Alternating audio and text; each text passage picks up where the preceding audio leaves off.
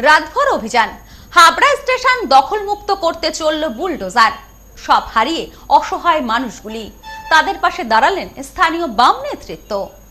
অঞ্জলি silk এখন আমাদের দুটি শোরুম হাবড়া ও বনগাঁতে। চৈত্র সেল উপলক্ষে দুটি শোরুমেই কেনাকাটার উপর রয়েছে 5 to 50% ডিসকাউন্ট। ফোন 7044447885।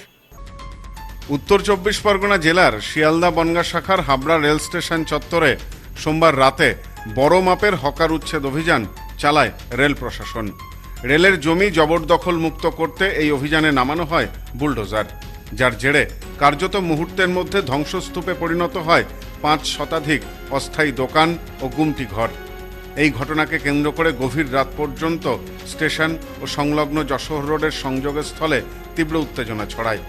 সোমবার রাতে হাবড়া জিআরপি এবং হাবড়া থানার বিশাল পুলিশ বাহিনীকে সঙ্গে নিয়ে উচ্ছেদ অভিযানে নামে রেল আধিকারিকেরা। হাবড়া রেল স্টেশন চত্বরের পাশাপাশি স্টেশন ও যশোর রোডের সংযোগকারী রাস্তার দুপাশে থাকা সমস্ত বেআইনি অস্থায়ী স্টল এই অভিযানের আওতায় ছিল। রেল প্রশাসনের এই আকস্মিক অভিযানে প্রায় 500রও বেশি ছোট বড় দোকান ও গুমটি ঘর গুড়িয়ে দেওয়া হয়েছে। রেল সূত্রে খবর, এই উচ্ছেদ অভিযান আচমকা চালানো হয়নি।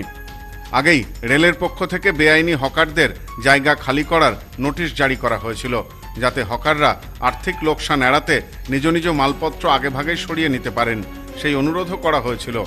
প্রশাসনের নির্দেশ মেনে কিছু ব্যবসায়ী নিজেদের উদ্যোগেই দোকান সরিয়ে নিয়েছিলেন। তবে বহু ব্যবসায়ী সোমবার রাতের এই উচ্ছেদের তীব্রতায় স্থাবর অস্থাবর সব হারিয়েছেন। চোখের সামনে নিজেদের উপার্জনের একমাত্র মাধ্যমটি ধ্বংস হতে দেখে কান্নায় ভেঙে পড়েন শত শত ব্যবসায়ী। বর্তমানে রুটি রুজি হারিয়ে তারা সম্পূর্ণ অসহায়। বলবে এখনই ভেঙে দেবো আমাদের, তখন লাস্টে ভাঙতে হয়েছে। এই যে পাক গুতো খাইছি আমরা, খুঁড়াই গেছি, সব ভেঙে দিয়েছে।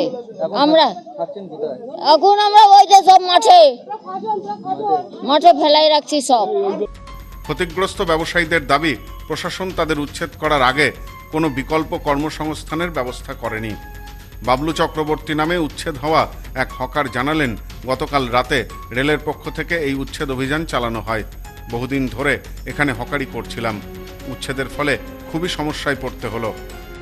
কালকে রাত্রে এসে সব দোকানপাট ভেঙে দিল, এই বুলডোজার দিয়ে সব ভেঙে দিল।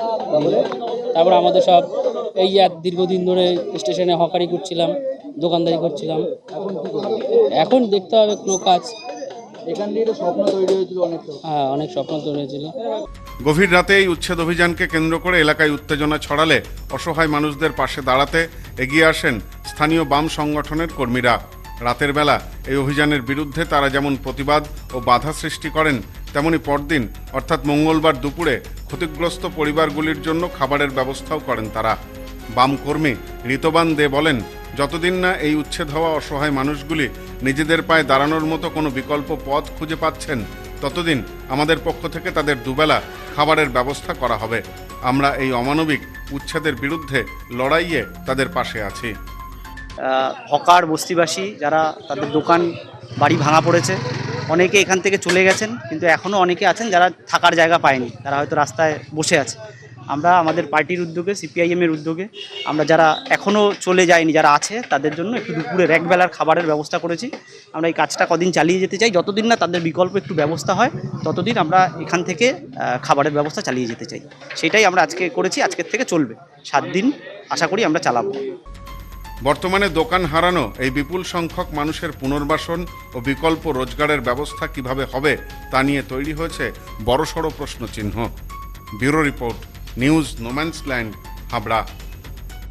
সম্প্রীতি guest house hotel and restaurant, সমস্ত আধুনিক সুবিধাযুক্ত AC double bedroom, standard double bedroom, twin bedroom, deluxe double bedroom. আমাদের হোটেলেই রয়েছে বাঙালির খাবার সহ মাল্টি কুইজিন রেস্টুরেন্ট। শহরের মধ্যে অথচ সম্পূর্ণ নিরাপদ পরিবেশে থাকা খাওয়ার একমাত্র ঠিকানা Sampriti guest house hotel and restaurant, Chakdah road, টবাজার, বনগাঁ। ফোন 03215257603।